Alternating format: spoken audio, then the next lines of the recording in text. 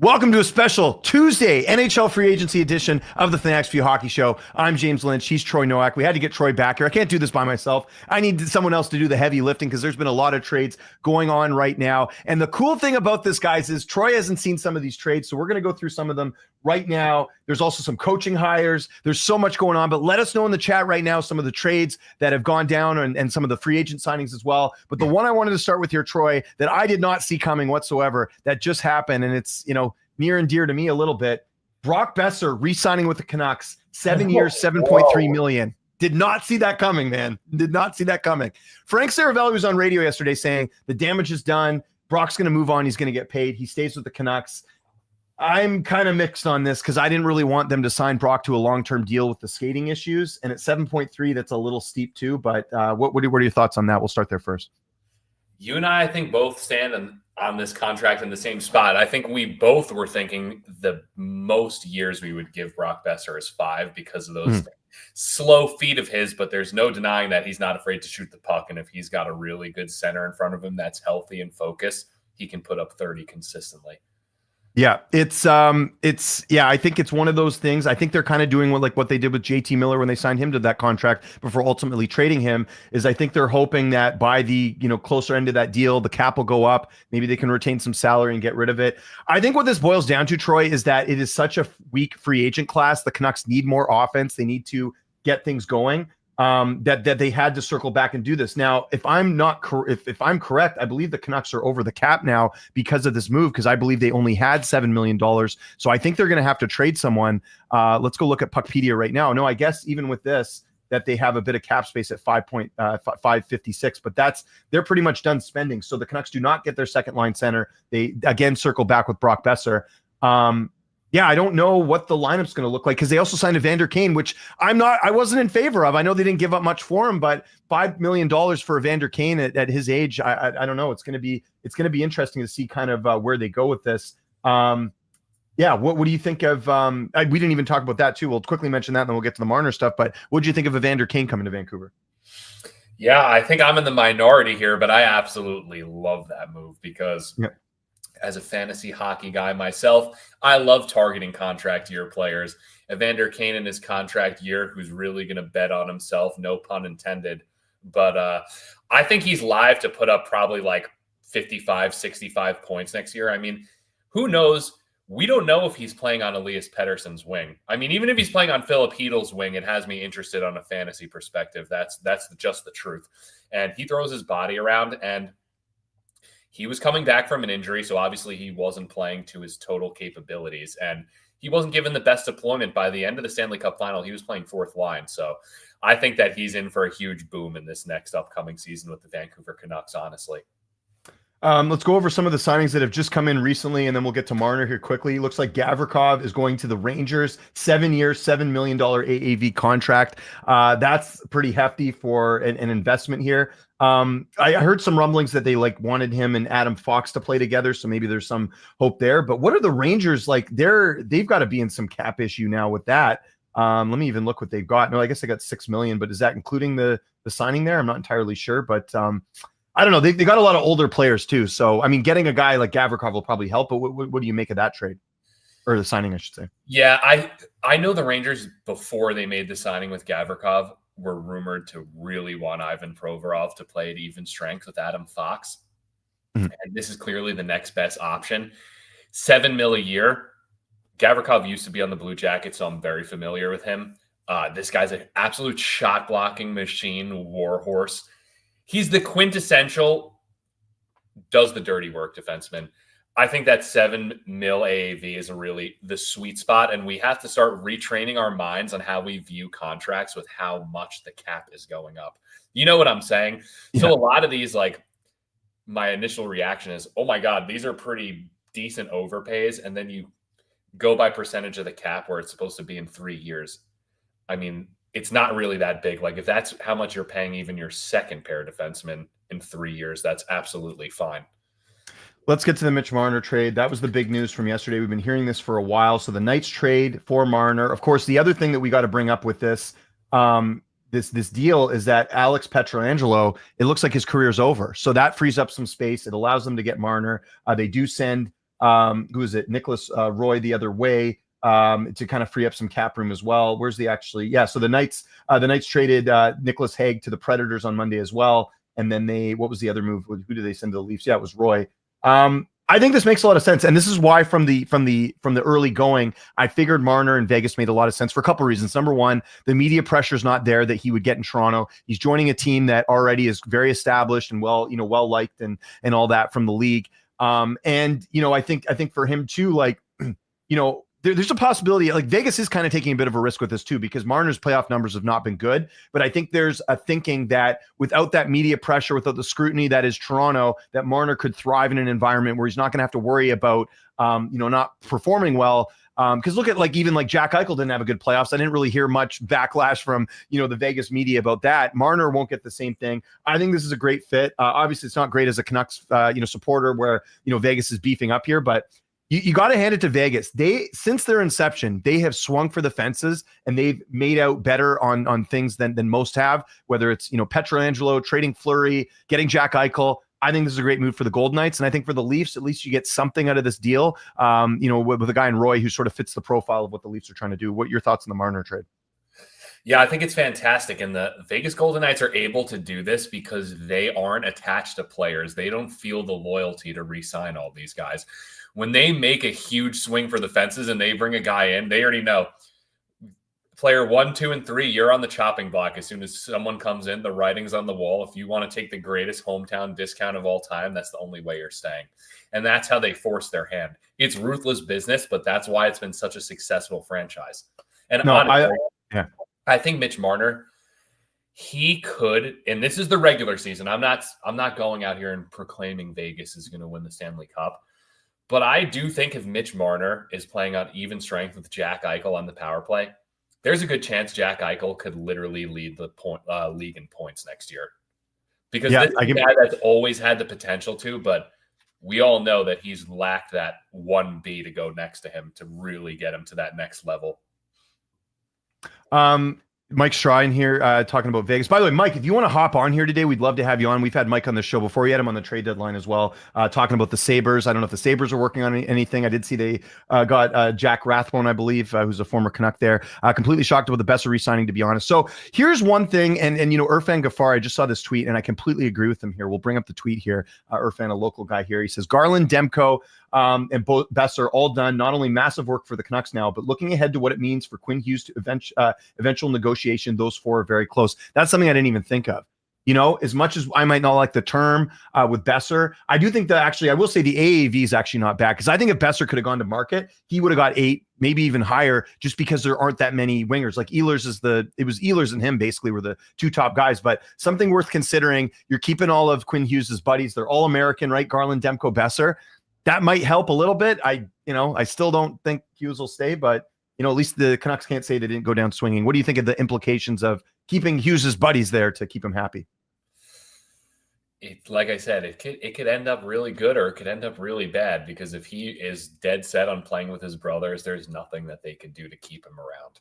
You know what I mean? Yeah. At the end of the day, he has all the leverage, and if that results in a potential panic trade when it comes down to the wire, that's what it has to be. But I think that's the best thing that they can do to even attempt to try to keep him. Yeah. Let's go through some of these other trades here. Ones that I haven't necessarily that as well. So Connor Brown gets signed to a 4-year, $3 million AAV contract. Seems a little much, no, for Connor Brown. What do you think? I didn't really notice him that much for Edmonton this year. We have to retrain our minds with the new cap going up. That's true. Yeah. It's because you even see a lot of these role players are getting 3 and change now. It's just the truth of the matter. Bottom 6 guys are actually getting paid a solid amount of money, which is incredible. And as you can see, Dan Vladar getting paid 3.35 AAV a year. Jesus. That's what I'm saying. Could you even imagine that happening 3 years ago, to pay your backup goalie that? Yeah. Also, Vladar's kind of an odd choice, but I get it. There aren't many goalies out there. Corey Perry going to the Kings, switching sides there. So the Oilers losing another player. Also, Armia too. That's actually a sneaky good ad for the Kings. Yeah, I like Armia a lot. That's a good trade. And then they traded Arvidsson yesterday, so he's not coming back. So they freed up some room there. So we'll see what the Oilers actually. We'll double check right now. I want to see where their cap space. That's the other thing. There were rumblings that the Oilers were going to try and get Besser as well. So the fact that a division rival does not get Brock Besser, I think, is also good news. What else do we have for other stuff that's coming down there? Colin Blackwell coming back to the Stars. Christian Dvorak, $5.4 million to go with the Flyers. What did he get paid last time? Did he get paid that much? I'm trying to remember what his salary was. So that's absolutely crazy. While you're doing that, by the way, I'm going to keep talking. I got to put my fan on. It's cooking in here. One sec. Yeah, that is absolutely insane. $5.4 million contract with the Philadelphia Flyers.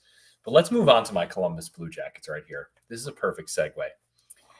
Ivan Provorov got re-signed by the Columbus Blue Jackets for 7 years, $8.5 million. My initial reaction is that was $1.5 million a year too much. Oh, you're talking about Provorov, right? Yeah. I personally trust that he will stay healthy because he's one of the only players that hasn't missed a game in the last 2 years. This guy's an absolute machine. He takes care of his body. Keith Yandel even said on Spit and Chicklets, he wouldn't be surprised if Provorov played until he's 40. That's how seriously he takes care of his body.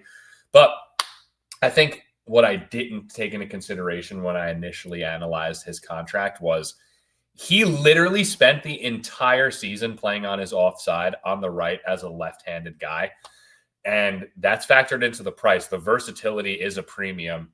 And maybe, who knows, I think it's honestly a realistic possibility, but Mackenzie Weegar, that's kind of how he got pinched out in Florida, and he's stayed as an off shot on his offside, even with the Calgary Flames and when he's left. So I think that's clear that Columbus felt they were out on Rasmus Anderson. Obviously, they couldn't re-sign Aaron Ekblad because he chose happiness over dollars, and I respect him for that. But that was the best right shot option that they essentially had. And since he was already in-house and has chemistry with these Russian players, that's what you have to roll with. And when they re-signed Dante Fabro 4 years, $4 million, that's what you're basically going to be paying your fourth pair D-man now and into the future. Goodbranson's contract expires up after this season, so that's going to be Fabro's next spot. And then they're going to probably approach the right-handed shot, hopefully through the prospect pool or free agency next year, because they didn't want to go absolutely nuts. Yeah, let's have a look here at Columbus's roster. I don't know if they've updated, how quickly they update this on the. I'm hoping you tell me live on air that they get Ehlers. It's just any moment. I'm just hoping that possibly. Yeah, last I heard it was Carolina who's kind of in on Ehlers. We'll see, because that would obviously help them. By the way, we got to mention Stankoven re-signing with them as well. I'm sure they'll have the contract. I would take Mikael Granlund too. Yeah. Well, Granlund's an iffy one. I'm kind of glad. We'll have to see. Yeah. So Provorov's there. Let's look here. Patrick Kane's back. Mitch Marner. Tony DeAngelo back with the Islanders, 1.75. That seems to work. Jake Allen getting 5 years, 1.8. Look at that. That's good AAV for Jake Allen. Well, that's a steal. Yeah. That's another guy the Oilers were in on too. So half the price of Dan Vladar. Noah Juleson. So he was a depth guy in Vancouver for a number of years, local guy, but going to Philly probably to play for Tocchet and Yogi. Those are the two coaches that went over to Philly. So that makes sense, him going over there. What else do we have? Let's go on the some of these other moves. I feel like we need where's the trade tracker here? Let's have a look. So NHL trade tracker. Zach Bolduc was traded for Logan Mailloux, St. Louis with oh yeah, I did see that. What do you think of that move? I actually feel like Montreal sold low. It's not like whoa, hold on. Sorry, quickly. Keandre Miller just traded to the Hurricanes. Really? Yeah. I guess to replace Brent Burns. TBD. I wonder what the TBD is going to look like. Oh, wow. That's huge. Anyways, back to Mailloux and Bolduc. I know St. Louis wanted to get younger in defense, so that kind of makes sense there. Yeah, and Montreal has a lot of prospects on the defensive end. Them, David Reinbacher, Hudson. They just brought Noah Dobson, and he's not a prospect, but he's still 26 years old. He's still pretty young and going to be on the timeline with these guys coming up. And you need to have one veteran in there. You can't have the defensive core with that many young guys, realistically. And I'm not paying too much attention to Laval Rocket, but I haven't heard anything about his development being stumped. And I feel like this is an absolute steal for St. Louis. Because even if it doesn't work out, they didn't really give up much, honestly. No. It's a complete steal, in my opinion. We got some other Good old trade tracker and TSN seems to be doing well. So yeah, we'll wait to see what Keandre Miller ends up going for. I mean, we kind of knew. I mean, I guess Victor Arvidsson went to the Bruins. Oh my God. Oh yeah. That was yesterday. $4 million. The contract fun. was for $4 million a season too. Let's see if we've got the AAV and all that. No salary retained. Annual cap hit of $4. He's in the final season of a 2-year, $8 million contract with an annual cap hit of $4 million. So that's good for the Bruins. But love Victor Arvidsson. Yeah. The Bruins are slowly kind of making some good moves here and there, but you figured they were going to go full rebuild, but I guess not, right? Like if they're getting Arvidsson here. Yeah, I was telling you, if the uppermost management, the owners, believed that they needed to do a true rebuild, I don't think they would have brought Don Sweeney back. I think they had a pretty good idea that they were going to try to retool on the fly to keep Pasternak happy. I missed this one. Tarasenko going to the Wild. When did that happen? I guess it was yesterday. So the Wings dump him. I think they've got some cap space. Matthias Michelli to the Leafs. I know the Leafs. That was an incredible move for the Leafs. This guy at even strength is an absolute monster. If he gets slotted in on the second line, he's going to elevate them so much. I think that's a sleeper, fantastic ad that they made. Yeah, they're gonna. I mean, there's a big hole there with Marner leaving, right? And it's not like you really replace that. So we'll see what the Leafs are able to do. I mean, we haven't even touched on this yet, but Florida re-signing everyone: Ekblad, Bennett, and Brad Marchand. Like they are now. There's obviously some cap stuff with that, where it's like the people are kind of pissed because Marchand signed to a 6-year deal. I'm sure that's why he stayed was the term on there. But like Florida's the one thing we have to look at, though, I think, as great as, people are like, oh, Florida's going to keep winning cups. Like I certainly think they're going to keep it rolling. The danger, though, is Bobrovsky's coming off the books. They got to figure out their goaltending after next year, right? Like that's one thing. And I know they're good defensively and all that, but I wonder what they would do with the goaltending stuff come up next year because Bobrovsky's contract's coming up. Well, this is where Bill Zito's pulling a masterclass, and I'm calling this in advance because the trade happened, and I'm a Blue Jackets fan, so I'm extremely familiar with this player. Yeah. The Florida Panthers acquired Daniil Tarasov from the Columbus Blue Jackets because we needed to get rid of a goalie. He was a pending free agent, restricted. 6'5" Russian. His idol is Sergei Bobrovsky. Bill Zito's familiar with him from his time in Columbus. Once a Bill Zito guy, always a Bill Zito guy. He's going to be the protege under Sergei Bobrovsky, the master of preparation, multiple-time Vezina and Stanley Cup winner. I'm telling you right now, Daniil Tarasov, whether they sign Bobrovsky to a super short-term deal or let him walk, by the time it's done, Daniil Tarasov will be ready to take the reins as Florida's number one for the future. Okay. Yeah. That could certainly see that happening. Yeah, we're still waiting for some more trades. I mean, I guess we can just go over some of these because we haven't talked since some of these trades were made. So Blue Jackets won. Yeah. Which one? The Charlie Coyle, Miles Woods. Yeah. That was a bit surprising. Yeah. What do you think? I mean, Charlie Coyle, what a great. I mean, both those names were good additions, and not giving up a ton. I don't know much about Gavin Brindley, but yeah, you let us know about this trade. One part that I was a little upset with was with Brindley. Okay. Yeah. At the time, unless I'm completely missing something, but I'm pretty dialed in when it comes to the Cleveland Monsters. But Gavin Brindley, when we drafted him during the Adam Fantilli draft and the Bedard draft, we got him in the second round. He was perceived to be a complete draft day steal. He stayed a second year in Michigan. He performed like a complete dog. And in my opinion, he has pretty good value. At the beginning of the season, he injured himself and missed the first couple of months. But he's slightly undersized. And obviously, there is a caveat that those players they have to prove themselves more to jump up the lineup. And our Cleveland Monsters team's absolutely stacked, and we didn't feel the need to play him super high up the lineup because Luca Del Belbaluz, before he came up to CBJ, he was leading the AHL in points. Anyways, Don Waddell is very clear about wanting this team to be harder to play against and have more size. And we're going to find out the truth about this team because CBJ basically brought back the same entire defense corps minus the seventh guy, who's probably going to be Ryan Lindgren from the Rangers, who they've been linked with. Charlie Coyle is gigantic. Miles Wood is one of the fastest skaters in the NHL, and he's an absolute menace to play against in the third line. We didn't have enough size in the bottom six next year. Imagine a fourth line of Charlie Coyle, Miles Wood, and Matthew Olivier, just breaking necks out there. And these guys can kill penalties too. Matthew Olivier killed penalties last year. That's why he got paid so much, not just for dropping the gloves. He scored over 15 goals last year, and Charlie Coyle can also kill penalties as well. The same with Miles Wood. I'm familiar with Miles Wood from his time in New Jersey for so long. So I think this is a definite improvement to our fourth line. I absolutely don't like that we had to give up Gavin Brindley, but I can live with the picks. There we go. And joining us as he did on the trade deadline, one of our favorites over here, Mike Straw. What's up, Mike? How you doing? I am good. I'm recovering from a minor surgery last week, so I'm, relaxing, enjoying not having to be a dad for a few days, I guess. Yeah. You always got to get those times as best you can. Well, thanks. I will say, yeah, surgery is still not as bad as being a Sabres fan. Fair enough.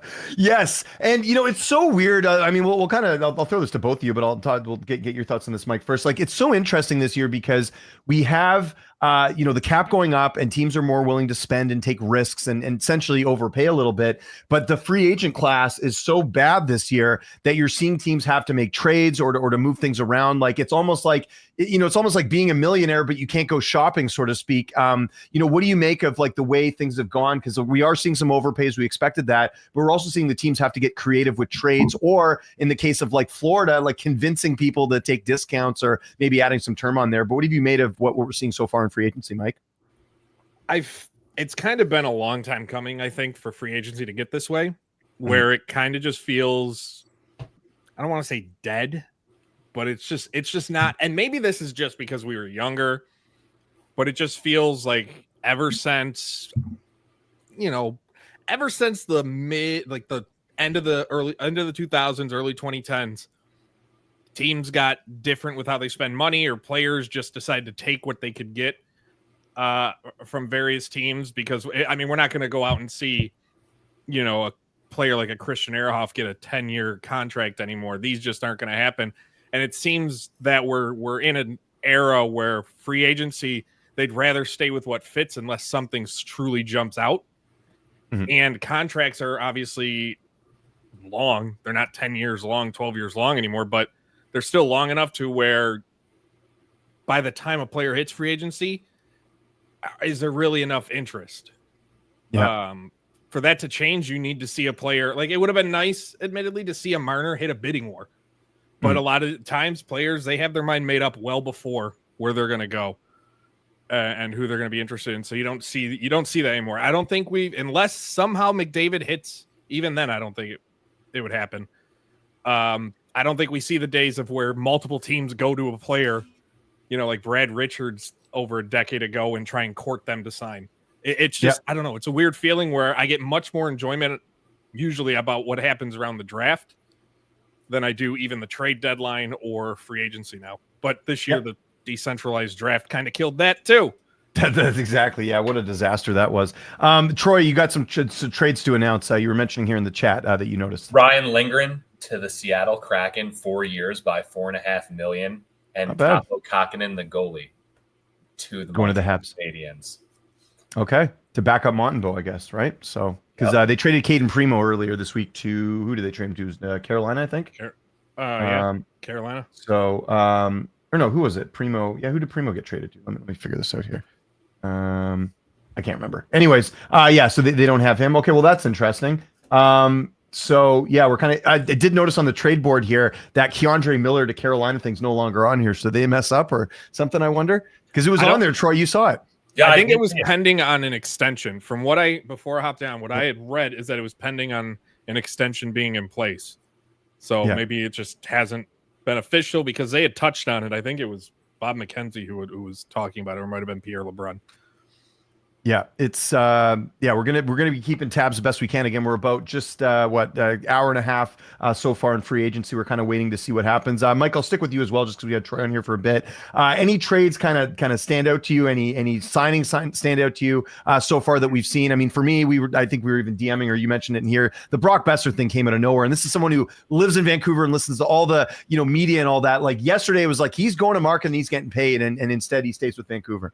Yeah, that one surprised me more than I think anything. The Marner to Vegas didn't really surprise me. In my mind, when the deadline passed and wasn't traded, I kind of had a feeling he was going to, I had the pipe dream that, the Sabres were going to send Josh Allen and go court him to Buffalo just to give me some sort of hope. Like I had convinced myself stupidly of that.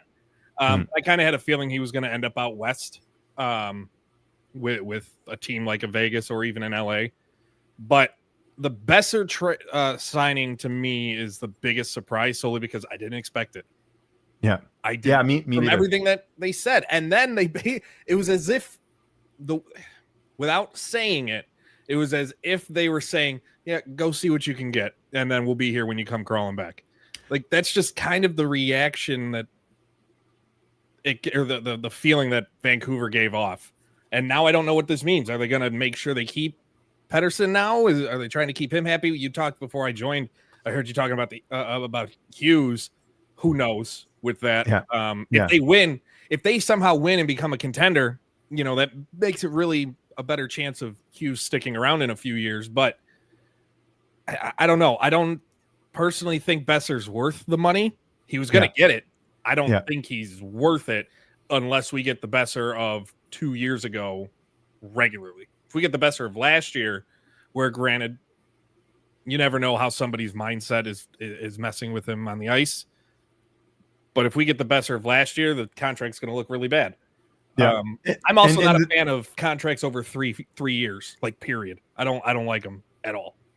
So I actually think, there's two ways you can look at the signing. The one way you can look at it is that the Canucks caved because the issue was they didn't want to give him term. They wanted to give him 4 or 5 years because of the skating, because of, a lot of things, right? But I think what it came down to, if I had to guess, was that there weren't any other better options at this point. So even if you have to put on those extra years and figure it out later, let's be honest, Jim Rutherford's not going to be here in 7 years. He's probably out of here in a year or two, right? So he's probably just like, whatever, like you guys, the next GM or whoever president can deal with this after the fact. But I think for them, they just look at the options, what they could do. Because here's the problem, like teams were asking for their best assets. Tom Willander, their first round pick from a couple of years ago, right shot defenseman. Jonathan Lekramaki, who played pretty well for Abbotsford in the Calder Cup win.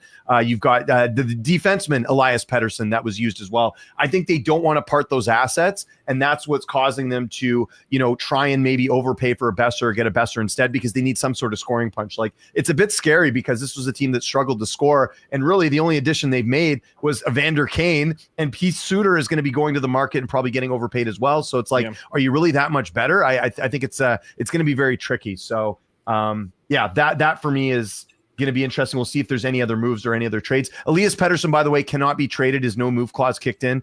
Same thing with Kevin Lankinen. They re-signed Demko. That's the other thing we didn't even talk about, Troy. Demko re-signing for 3 years at 8.5. So the AAV being a little bit higher than I would like, but I had an argument with some people in this chat. I'm in a group chat, and some people were arguing about this, but I think people need to see it a bit differently.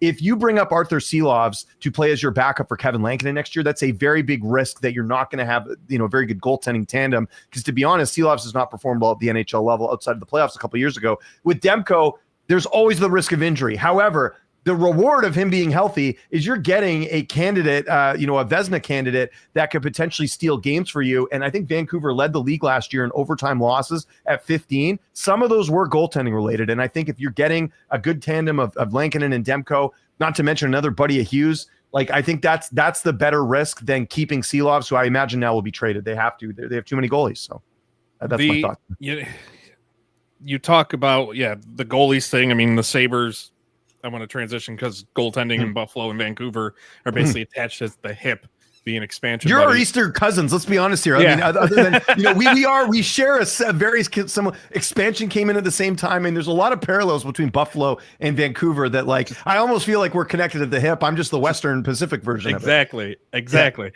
Just equally as I'm not equally as depressing recently, but in general for the span of of history. But you talked about goaltending in Buffalo, Demko was a guy that there were rumblings that Buffalo could have reached out to bring in to be like a 1A. That obviously didn't happen.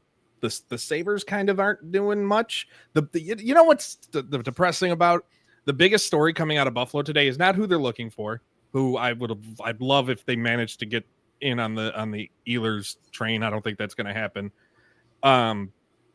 But the biggest conversation is a report that came out in the Buffalo News today about them making changes to their production team because reportedly they felt the broadcast could be too critical of the Sabres. So they're getting rid of like production people. Not they do that here, air, by the way, not too. on air people. Oh, okay. But production behind the scenes, because to where the Sabres president had to come out and say, no, that's not true, even though it's like, smoke, there's fire. This is the biggest, and this is the biggest thing that they're talking about here. Also, I don't know if you saw this statistic about Buffalo. Since 2016, they were the only team in the NHL to not sign a free agent during the offseason for a contract valued at more than $10 million total. Really? Okay. Only team. They have $21 million now with a few contracts coming up. But next year they have 41 million space. The next year they have 67. They have not signed a player. And this is like, they've not even signed a player for like 3 years, 12 million. Yeah. Like they just haven't done it. So who knows? Like, I feel like they're going to get desperate and make a move they shouldn't, because obviously it's on the screen there, trading Peterka. Yeah. What'd you think of that return, by the way? I was fine. I wish they would have got a pick along with it, but I was fine. I was thinking the same thing. Yeah. It'll be a little bit nicer, but Kesselring is a defenseman that they desperately need, the type of defenseman they need. Josh Doan is a player, admittedly, when they traded for him, like, there's a game, Franchise Hockey Manager, I'm really into. Yeah. I had traded for him as the GM of the Sabres in that too. So I was like, you know what? It's like I'm like Kevin Adams, just I'm not rich for being bad at my job. But Peterka, I wasn't confident of giving him the money he ended up getting from Utah anyway, for a player who can score, but everywhere else has not. He's young, really young. But other than scoring, he's never been really good away from the puck. He's gone into ruts where he just kind of coasts by, which every player goes into those ruts. But for the money and what they've handed out recently in years, I need more than that, because I did not want another Dylan Cousins situation where after 1 year, year and a half of good hockey, they give him this 8-year extension and $7 million per. I didn't want to see it. So it stinks that he's gone, because the goal scoring, how are you going to replace it? But I've never been worried about the Buffalo offense. The Buffalo offense has been fine the last few years. It's just they got no goaltending in the defense. And if Kesselring can actually pair with Owen Power and help out, which what we think is going to happen, I'm all for it. Just one more Buffalo question, then we'll get on to everything else. Do you think Josh Norris and or Bowen Byram are going to be on the Sabres next season? Because they've been in a lot of trade talks or certain talks. What's sort of your gut feeling with both of them? Well, with them not qualifying JBD, who was part of that Norris trade, it's basically become Cousins in a second for Josh Norris. Josh Norris is a pivot. Like they're going into this season, he is a key player on this team. Byram, I think Byram's tough. Prior to the draft, I thought it was sure he was gone. The Peterka trade happens, 100% he's dealt draft weekend, and he's still an RFA. If I'm Kevin Adams, I'm terrified that someone offer sheets him. The problem, I like Byram. If the Sabres didn't have Dahlin and Power, I would be all for Byram. But what Byram, the role he wants is already taken. So there's like, he plays well. Yeah, he wants to be Dahlin. the guy. He wants to be the guy, right? Yeah, and he plays really well with Dahlin. But that's because Dahlin is so good, he kind of lifts his play, whereas Byram by himself has shown since he came to Buffalo a little over a season ago, it's not really good with anybody else. So that's where a lot of it comes down to. We might just see a bridge deal and then a mid-season trade, but I don't know. The more we go, the more I'm sitting there thinking he's going to be Dahlin's partner opening night, which if that's the case, especially with Connor Timmins coming into Buffalo over the weekend, the Sabres do have their best defensive core in probably over a decade. Yeah, no, that's one of their areas of strength, as with the Canucks, believe it or not. And you know what? I was looking at some of the deals. Like we were talking about the Provorov deal before this. Marcus Pettersson signing for 5.5 in Vancouver. Remember, they got him in the Miller trade. That's aging quite well. Seeing some of the numbers that we're seeing out there for certain defensemen. So a rare win for the Canucks on that one. Just quickly, I want to read these quotes here from Rick Dollywall from Donnie and Dolly talking about the Brock Besser deal, which is worth noting. He says, hearing Brock Besser will get done. Boster's in longer term in Vancouver. I've been saying for weeks the Canucks were going to take one final shot at Besser, and they did. This all came stringing together at the last minute. So that's interesting. So he was about to go to free agency, but the Canucks stepped up. I think what happened was Canucks finally, sort of backed down on the term, and they gave him his term. AAV's, it's okay, but yeah, the term's the one that I would kind of be a little bit worried about. So we'll see what people are thinking here on the poll question. 89% of Canucks fans like it, so we'll see. Anyways, Troy, anything you got? I saw you posted. We got a couple in the David Rittich to the Islanders. Is Varlamov not the backup anymore? What's going on there? They said that he was rehabbing, but there was no known setbacks. But it seems like they're probably going to be moving on from him. Yeah, because was he a UFA or I didn't even remember. No, he's got another couple. So they're going to have to trade. I mean, they're going to trade him. Obviously, they're not going to get whatchamacallit. Varlamov at 30. Oh, so he's on IR. That's why. Maybe it's like a Shea Weber thing, right? Where it's like you're kind of retired, but not really. So maybe it's one of those situations. Tanner Jeannot to the Bruins. How much did they get for what? Let me look 5 years, $3.5 million. Oh, you know what? I'm looking at the trade tracker. I should be looking at the free agency tracker. My bad. Free agent tracker. Let's get back to this one. Okay, let's see what we got. No, I want the friggin' actual tracker. I don't want who's available. Give me 1 sec, guys. We'll work on this here. Sorry. You said Jeannot. How much was the term you said? It was 5 years, $3.5 million, I believe. You're seeing a lot of term with a lower cap hit. You're seeing a lot of that lately, right? Because that was the thing with Marchand too. So and then Nick Bukestad to the Blues for 2 years. They didn't say the term when I saw the post, but just okay. I think it's 2 years for Bukestad. Yeah, they got it here. 2 years, 3.5, 1.75. That's not bad. I like that deal. The Jeannot deal, I have no idea what Boston's doing. Yeah, 3.4. Yeah, that's kind of the term. I don't know. Yeah. I don't know what Boston's doing at all. Like, I just think they're a team. They don't know what they're doing at this point. They've never been in this situation for a long time. So they're kind of throwing things at the wall and hoping it sticks. Jeannot, there's certain players that continue to get signed. And I go, this is somebody, a 35-year-old recovering from surgery, sitting on his chair in his office. It's fine. We're all allowed to have an opinion. But there's certain players you see continue to get contracts and you wonder what the dirt they have on the league. And Jeannot might be one of them because analytically, he is not one. He is, to me, a bottom line forward, AHLer at best. I don't get what he brings to the Bruins. If you're trying to keep Pasta happy, what does this do? I don't think it moves the needle in him determining, hey, we need to make a run and be competitive. At least next year, we need to be a playoff team again, or I'm out, even though you just signed an extension, but you can still demand a trade if it's not going well. I don't know. I just don't know what he's going to do.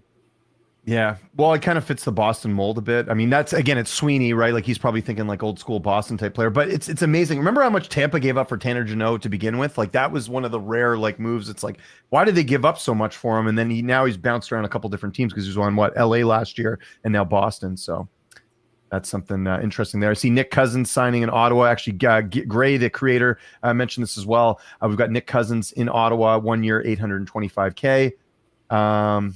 Any other moves here? Nothing like notable other than we were talking earlier about Corey Perry going to LA. He's 5 finals in a row, hasn't won the cup, if I'm not mistaken. Yeah.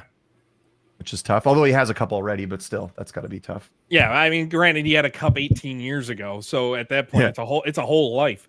There are people that were drafted this year that weren't alive when he won the cup. So it doesn't count at this point. The whole generation's passed. I'm just looking at some other moves here. William Eklund signing for 3 years at 5.6 with the Sharks. I like that move. Oh, he's a stud. I absolutely love him. And the Islanders drafted his brother with an absolute draft day steal. He was a late faller because in a lot of the mocks that I saw, he was going top 10 months ago. He's who I wanted the Sabres to take at 9 if they couldn't take Higgins. Higgins goes to Boston, which I kind of expected. And then the Sabres take Merca and completely they draft a player who will be probably 4 years away from being in the NHL, and unless the Sabres have a massive turnaround and are in a top 3 spot this year, the GM who drafted him and the coaches aren't going to be there. I don't know. Granted, I'm not saying like Eklund would have been there this year, but probably next year. I just don't get it. get it at all with some of these. The player that I really loved this past draft that the Ducks ended up taking, Roger McQueen. That guy's going to be an absolute monster. I feel like they did it just for the memes. Yeah. Oh, the picture with Lightning McQueen, that was too good. Yeah, him actually picking 95 as a number, like there's no way they didn't do it. Did he actually pick 95 as a number? He did. He posted a picture. He's 95 is his jersey. Yeah. I don't know if it'll change by the time he gets to the actual league because he's a couple years away too. But that's amazing. It's one of those. It's just a perfect it's perfect. It fits. And then all I know is when he gets to the NHL and whenever he scores, if they don't play like the ka-chow every time he scores a goal, then the Ducks should missed an opportunity. Yeah, it's an opportunity.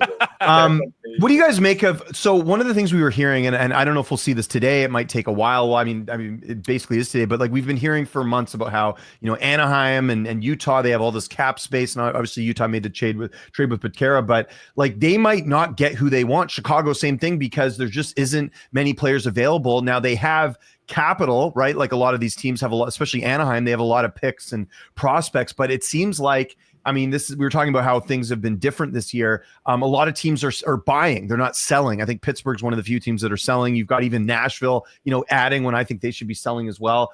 Do you think like they're going to be kind of, strapped with the fact that teams aren't willing to give up things and they're going to be stuck in the same spot they were in before? What do you guys make of that? Kind of feel the same way. Yeah. They're gonna because the salary cap thing is a major deal. Teams that might have been expecting to have to sell, they don't need to. There's literally no reason to do anything major this year to dump cap unless you really have to. So why help out at this point unless you're trying to get to the cap floor? But I don't know. Chicago is the situation where they're going to be the same unless Bedard turns it on more than he already has. I don't know what he can do. Well, Bedard needs someone to play with too, I think would help. Like they've tried to put some guys in there like Taylor Hall and, try and get some sort of like boost with that team. But they just I even thought like as a long shot, I didn't think it would actually happen, but like getting Marner to Chicago where like no one's going to bother him. He can just help Bedard get to the playoffs. Like Marner's good at getting you to the playoffs. It's like what happens in the playoffs is like, a different story. But I think that like, yeah, Chicago, they need, like you look at what San Jose is doing as an example, right? Like they bring in Toffoli. That's been like a perfect mentor. Like you see the friendship with him and Celebrini. You've got Will Smith. Like they're slowly surrounding these kids with like the right veteran players. I feel like Chicago's tried to do that, but it hasn't really worked out. Like Tyler Bertuzzi isn't going to cut it for Chicago trying to like elevate your young players. They did get Sam Lafferty from the Sabres today. There you go, game changer, former fourth liner brought in to retool the Sabres bottom six last year, and that went nowhere. Speaking of the Sabres, I put in the chat, Jaron Dreger is reporting that trade conversations are picking up regarding Bowen Byram. Calgary, Vegas, LA, and St. Louis among those. But there's also offer sheets being considered. And that's where, if I'm the Sabres, that's where I'm panicking. Yeah. Oh, yeah. They know everything's back against the wall with Buffalo. Offer sheet them and watch Buffalo scramble. Yeah.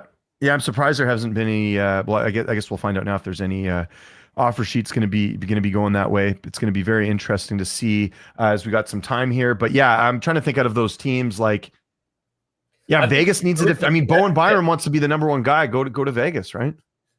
I feel like. Listen, I think St. Louis is the best fit for him because he can just take over power play one immediately. Yeah, I agree. You have a guy in Colton Parayko that can just be the minute munching, shot blocking monster that you need to bring the balance. And also, for what it's worth, I know he's a little bit old, but Justin Falk's really just a really consistent player year over year. Yeah, he's a little bit undersized, but he does a lot of the dirty work, but he shouldn't be quarterbacking power play one. And that's why I think Bowen Byram's the best fit out of St. Louis would be fantastic for him. It also doesn't help that there's a player on St. Louis I would love the Sabres to try and get. Who? Jordan Kyrou. I don't care what you got to get him. He fits perfectly into what they need for their top six. And I'm pretty sure his no move kicked in. Yeah. Full no move kicked in for him. Yeah. So but I agree. That's the type of player the Sabres should be looking at. Yeah. Yeah. So we'll see. Still waiting to see if there's any more signings. Parker Wotherspoon. Kyler Yamamoto's back with Utah. He's he had that one good season with the Oilers, and then it just ever since then he's been everywhere. Kyler Yamamoto. Just looking at some other names here. Got David Rittich, who we talked about. Nick Busak going to St. Louis. Jordan Harris was not qualified by the Columbus Blue Jackets. He's going to the Boston Bruins. Oh, interesting. Okay. And he played college hockey at Northeastern, Friedman said, so he's definitely familiar with the area. It'll be a good fit for him there because he was basically a healthy scratch almost every game for the Blue Jackets because we had so many extra D-men. Seeing right now, Anthony Mantha and the Penguins are close on a deal, which is a bit interesting because, again, I thought Penguins would, or I thought Mantha, of all people, would want to like maybe go to a contender, but, they got to figure that out. Here's the question. This isn't a free agency question, but there was a lot of smoke and then shut down and then continue to be smoke about Crosby's future in Pittsburgh. I still am of the belief that until he's gone, he's like, I can't see him playing anywhere else, but there's a lot of people that think he might end up being on another team by the end of this season. What do you guys think? Oh, I think it's possible. Because I don't think it's very obvious the Penguins are selling. I know there's this whole loyalty thing. I mean, Sullivan's gone now, so at least they're kind of, breaking ties from it's like they're still living in, the time when they won the cup. And I know they're all good friends, but at some point you have to get a winning product on the ice, and you're not doing it with this group. They tried to take a swing for the fence and getting Erik Karlsson. I brought this up many times on the show, but that year that Dubas took over and they had that cap space, that could have gone a completely different way. And they were so hell bent on we got to get to the cup and make this a work. And then they get that Karlsson trade and that ate up all their cap space. Now they can't get rid of him. And what was the other guy? They got Graves from New Jersey. There was, they just wasted that cap space, I guess is what I'm saying. And now they're in this rebuild mode. And it's I know Crosby's loyal, but you want to be around for this at 40, go to Colorado and play with your buddy, Nathan McKinnon. That to me, I think I think at some point, I could see this being another tough season for them. And maybe that's where Crosby's okay, enough's enough. I've done my time with you guys. Send me somewhere nice. 20 years. Yeah, exactly. I know it's crazy. But I don't know, Troy, do you agree? I think at some point, I think the last straw is going to be Rust because they already said they have zero intention on re-signing Malkin. Letang has a little bit more term on his contract. And they've been allegedly shopping Russ because I know he's been linked to the Blue Jackets. So if he leaves, they know they're not bringing Gino back. I think he's probably got a year tops. And I doubt he even I think he'll probably end up getting traded at the deadline, honestly. Yeah, it's... If they're in last place, around the All-Star break, I wouldn't be shocked. Honestly, of the Metropolitan Division. I was going to say, they're not going to be in the last place again. Yeah, in the Metro, for sure. I think it's possible. It's still tough for me to see it. And this might just be, I didn't think I'd see certain players in other jerseys. I never thought I'd see Marty Brodeur in a different jersey other than New Jersey, and then he's in St. Louis. You mean St. Louis Blues great Martin Brodeur? The legend himself. There's certain things I just Matt Sundin in Vancouver. I mean, the list goes on. There's so many weird legends end up there. Obviously someone like Ray Bourque won a cup with Colorado, and you're happy for him. You wanted to see him get the cup, but Martin St. Louis going to St. Louis, or sorry, Brodeur going to St. Louis is that's so weird. And apparently he's in there. Isn't he in their front office now too? I think. It's just weird he's with them. No, I think he left. I think he left to go join Jersey. I'm not. Oh, he did? Okay, I was going to say, because that was just so weird. It's I saw yesterday, Brent Seabrook got hired by the Flames. It's what's the connection there? It just seems weird. Why wouldn't he be working in Chicago? I don't know. I'm reading right now about Keandre Miller. I'll bring this tweet up here. It says, sounds like Keandre Miller trade return will center on a draft pick compensation, according to a source. Carolina holds 2 first-round picks next year, with the New York Rangers eyeing one of them. And remember, the draft next year is supposed to be really good. So that could be something to consider, although it's Carolina and they're going to be probably not getting a great draft. See, that's the draft next year. Oh, man. If Pittsburgh somehow 20 years, it'll be 21 years after. Oh, God, if they get McKenna? Yeah, if they get McKenna. I mean, what? I mean, it's already set in stone. He's going to play college. He's going to be playing in Pennsylvania. It's there. But no, there's the conspiracy theory. I'm starting now. He went to play at Penn State to get ready. Yeah, listen. It certainly makes sense. I think if you've had a first overall pick, I think you should not be allowed to get one for the next couple, because the Oilers had, I don't know how many. They had Taylor Hall, Nugent Hopkins, Nail Yakupov. They've had tons. McDavid, come on, and one of those was a bust in Yakupov, but That like Canucks have never had a first overall pick because of you guys. You guys got the first overall pick in the expansion. So yeah, that turned out, and still we got Dale Talon, you got Gilbert Perreault. It's like, I know thanks a that's lot. still the second greatest Sabre to ever play.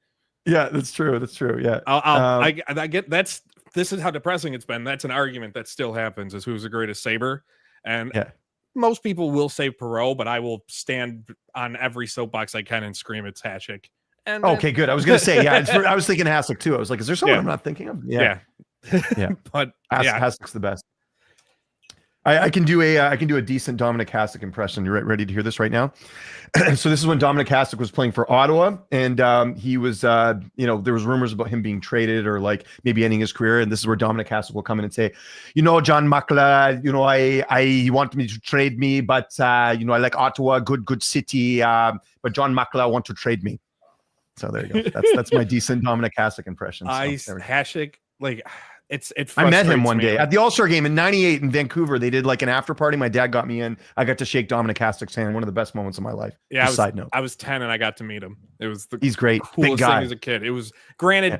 I don't think he wanted to be there because it was his final year in Buffalo and there was a lot of the issues, but he still made time. Like I was 10 and I was chosen to be like a Buffalo junior sports reporter for the news. Oh, cool. And it was a group of us from the school district from the city, like 10, 11 of us. And we got to meet the members of the Sabres. Everybody got to interview one player for a story. My first ever story, I interviewed Vaclav Varada, who had the thickest accent. And I'm 10 trying to understand this accent. And I got to meet Hasek and Mike Pekka. And I thought it was the coolest thing as a kid. Couple minor signings here. Ethan Bear signing with the Islanders on a 2-way contract, apparently, according to Peter Baugh from The Athletic. And then Sammy Blais, who won a Calder Cup with the Abbotsford Canucks, apparently couldn't come to terms with the Vancouver Canucks. He is now going to Montreal. So Montreal getting a bit of sandpaper in their lineup. Big issue with him is conditioning and skating. Remember, he was in the Buchnevich trade, if you remember that, back in the day. And he was in the minors all last year with Jesse Puljujarvi. That was the final last year. The Charlotte Checkers and the Abbotsford Canucks was Sammy Blais against Jesse Puljujarvi. So. Man, Puljujarvi was a player I really had a lot of hope for. That was one of my biggest, he's going to be really good in this league type of whiffs. Yeah, it just happens. So, Brandon Tanev, 3 years, $2.5 million in Utah. Thoughts on that? I think that's a good move for them. Solid. Utah, I thought was going to be a lot better last year than they were. I think they could be a playoff team next year. Remember, they had injuries early on, right? They're they're fast, They feel like a team that is close, because I saw them a couple times last year. It's so tough knowing just being in the West and them being stuck in the Central, we obviously you have all summer to debate this. Yeah. Who are they jumping? Yeah. Winnipeg, Dallas, Colorado, Minnesota, saying, who are they jumping? It's so tough to see, to what happens. Yeah. I'm trying to think of the team. I haven't even really had time to digest, who's gotten better, who's gotten worse, in the West right now. You think obviously Vegas got better with Marner. The Oilers are, they're still always going to be the Oilers. They still got to figure out, are they going to get a goaltender? There's no one available, I don't think. No, they're going to run through the same issue that they had the last 2 years. Yeah. No goaltending, no defense. And it's a contract year with McDavid with the bright lights of LA shining on him. I'm willing to put money on it. I wish New York State would allow me to bet on future locations for players, because that'd be one I'd put a good chunk of change on if I had it, that he ends up in LA. Oh, McDavid? Yeah. I'd just be here for I'd get the popcorn out and watch that, because that would just be nuts. Because that presser at the end of the year, he's kind of he basically, what I took out of it is look, I'm happy here and everything, but you guys got to pick it up, otherwise I'm leaving. It's been you got to convince me to stay. Yeah. Yeah, I think he's gone, and what can Edmonton really do at this point? They can get a goaltender, get John Gibson. How does Detroit get him? And you can't make the move to make that happen. Get someone they got to switch it up, though. They can't just keep running back Pickard and Stuart Skinner. And again, I don't think, there's cases for both. And if you look at the stats and all that, there's certain things there, but it's they got to figure that out. Speaking of which, we haven't had a chance to talk. Thoughts on the Bouchard signing, $10.5 million. Offensively, great. Defensively, that's a whole other issue. Do you think that's a fair deal for Bouchard. Only 4 years though, too. So That's why I'm okay with it. yeah, only- same. Yeah, because 4 if years. he went to arbitration, he would have had so much leverage that he would have ended up getting paid more than that. A lot of people were saying. So that definitely, I think, is fair as a bridge deal because he doesn't want a lock up long term if he knows McDavid's not staying. Yeah. Yeah, that's where I'm surprised it's a 4-year deal. I honestly thought this would be perfect for a 2-year contract, and we see what happens. Like, I don't know. Like, I think we're at the end of an era in Edmonton. I don't like, because if McDavid leaves, you got to think that's when Edmonton goes, all right, we're starting over. They have to. They don't have any prospects even. Like they lost like that. I mean, I know. Prospects or picks. I mean, you look at it. I know it wasn't big at the time, but kind of looking now, like losing Holloway and Broberg, like that's where you can take advantage of the cap, where you've got guys that are a bit younger that are producing for you, and they're at a better cap hit. And now Edmonton's having to shed all the salary. They're having to trade anyone. They've already lost Arvidsson, Kane. Who knows who else? Perry's gone too. Like and Connor Brown's gone. So like, who are they replacing them with? Right. In a time when we just said like there's not many options available. So yeah, I mean, Edmonton's in the situation that Chicago was in. Like we got Bruce Bouchard here. Edmonton's the situation Chicago was in the early 2000s when they had, or 2010s when they had Kane, Taze, and Keith. The difference is it was really easy to get them to commit and stay longer because they had won cups. Edmonton is now 10 years in with these guys and not won a thing. And they got Draisaitl under contract. McDavid is going to be at least $14 million as well. So do they want to sign up for that and without something like if they can pull off a trade? And the thing is, it's like they can't even trade like a first round pick for next year. They don't have one. Like if they're trading a first round pick, it's a 2027 pick, where I think a 2026 first is going to obviously garner a lot more, not only because it's sooner, but because of the expected strength of that class.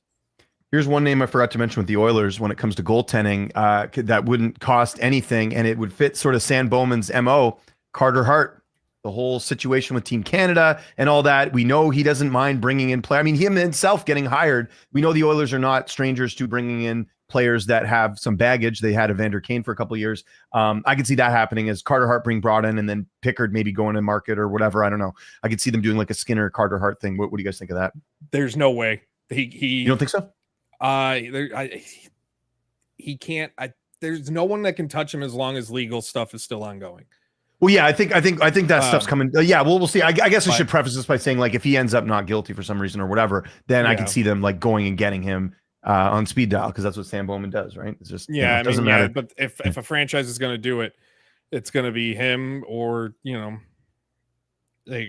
we've obviously seen Bowman got hired, Quenneville got hired. Yeah. The Edmonton Oilers could just trade for Elvis Merzlikins right now. That's right. We were joking about that because there was a tweet, I think, fourth period, or someone mentioned that like a list of goalies that Edmonton was interested in. Merzlikins came up, and I'm like, please do that, because that's not going to go over too well. Why not?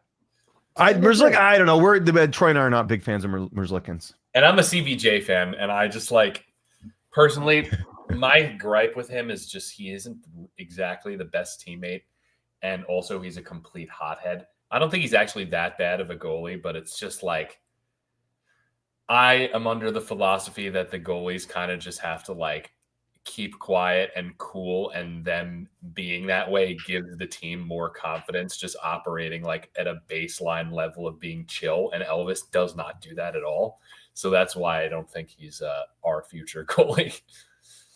No, goaltending, I feel, is we're in that era of goaltending where there's not a lot of top tier goaltending, and the ones that are there are kind of aging out. We're in that transition stage where we're starting to see, like, we're waiting to see who comes up next. It kind of feels like post lockout 05, where you had the few top ones. But you really don't know year over year who is going to stand out and be the next one. Like Shesterkin, we still expect him to be a top goalie in New York, but last year he signs that contract, and it kind of, granted, the whole team fell off the rails, but not like he was all that great. And you wait for the floor to fall out under Vasilevsky. You wait It's weird. I don't know. I feel like any team with a goaltender is going to hang on to him tight, and teams without them, even if it's a middling goaltender, I think they're going to hang on to it. Kind of what we're seeing. I mean, what we've seen Columbus with Merzlikins. He's not the best, but how are you going to get better? It's that if not him, then who type of thing. And kind of in that situation in Buffalo with they have Levi. Hopefully next year will make another step. But big reason UPL is on the team is because who are you going to replace him with? Guys, we're running out of time here. Where do we think Ehlers is going to end up? If you guys had to like pick, where do you think he goes? I'm going Carolina. I think they get it. I would love it if they didn't, by the way, because as Troy knows, I'm a notorious Carolina Hurricanes media hater. So Columbus, he's going to Columbus. Troy, if he comes to Columbus, man, that would be awesome. All right. I have two. Yeah. One is what I expect to happen. The other is I hope to happen. I personally expect him to go to Carolina. I don't know. Okay. I just feel like Carolina is the spot. There's a part of me that thinks he stays in Winnipeg. Somehow he manages to get a deal done and stays with the Jets. I would love to see it, but Carolina is going to be enticing, even in a team like LA. But if I'm going to pick one team, it's going to be Carolina. Don't want to see it. Don't like the Hurricanes either for 2006, but it feels like it's a matter of time. I think I talked about the bidding. He's at least letting seems to be hearing out teams that want to talk to him before making a decision. Plus now with that Besser contract, it's hard for me to not think he's getting 10 mil. Oh yeah. Yeah, the Besser signing helps Ehlers out because he's the clear number one guy. There is no backup, right? Like who's the other winger? Like there isn't really anyone, right? So that's it's going to be interesting. Gentlemen, thanks so much for doing this. I'm actually going to be back tomorrow, guys. I'll be we're getting Travis Taylor back on tomorrow. Still figuring out the time, but want to react to all the Dallas Star moves and stuff. Travis covers the Dallas Stars there. But anything you guys got coming up, let us know. Let our audience know here. We'll start with you first, Mike, and then we'll work back to Troy. But Mike, you got anything coming up? Just digging away. EA Sports announced the return of college basketball. I've been chasing that story for months, and then someone else gets it. You can find all that coverage at Mike Strom Media. And I appreciate you having it on me. And I'm, for the record, I'm an NHL free agent reporter right now. So I'm looking for that too. Perfect. Well, we'll definitely have you back on the show too. Troy, Sleeperman City, what do you got going on soccer wise and anything else you got going on, man? Yeah, I'm going to the Club World Cup final in a couple weeks at MetLife Stadium. So you can definitely check out that content. I'm always dropping my predictions for the Club World Cup and the Premier League season coming up. So you can check my post out here. There we go. Happy Canada Day to my fellow Canadians out there. I will be back tomorrow. Like I said, you're still figuring out the time. It's supposed to be the usual 12 p.m. Eastern, but Travis is going to actually be at the presser for Dallas next, announcing their new coach, which we didn't talk about. Surprised they didn't wait to get Manny Malhotra. I think that was a missed opportunity. Just won a Calder Cup, and they're going with Glenn Goldson, who's I believe he was an assistant in Dallas before. He was an assistant with Edmonton last year. So that's sort of the direction they're going. All right, guys, happy free agency day. We'll talk to you all soon. And thanks so much for tuning in, everyone. We'll see you soon. Have a good one.